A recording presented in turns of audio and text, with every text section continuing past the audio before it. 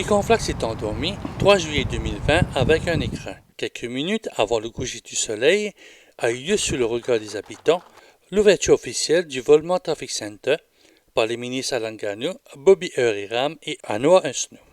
Alan Gano a souligné que plus de 7000 personnes viennent chaque jour à Ficonflac, voire le double pendant le week-end. Participants habitants de Ficonflac de Volmont qui servent sur la place, vous devez connaître samedi, dimanche.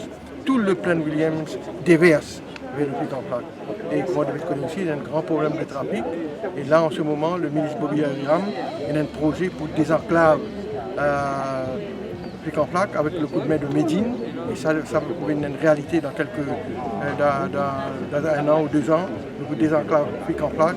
Bobby Ehuriram a indiqué que désormais, le numéro 14 n'est plus orphelin du développement et qu'il y a encore des projets à faire dans les mois à venir.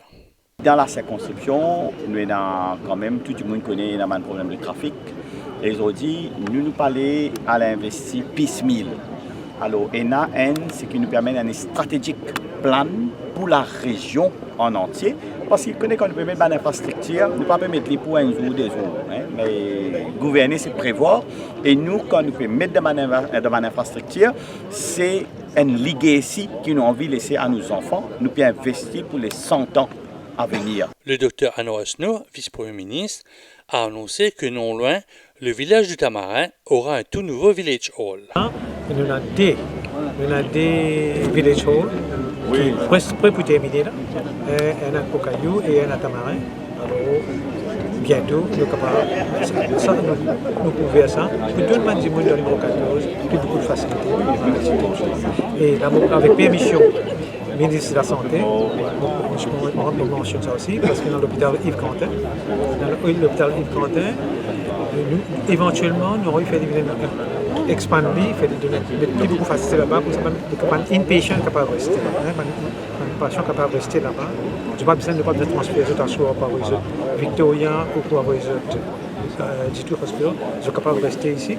Sandra Mayotte, députée de la localité, s'est dit heureuse que ce projet important à Volmont est devenu une réalité. Je suis capable de dire que depuis les élections, cette circonscription-là, l'INVID aussi, un chantier, côté d'un beaucoup de projets de développement routier, infrastructure également. Et dans quelques temps, nous pouvons trouver qu'il y a un changement qui peut y avoir dans la circonscription lui-même.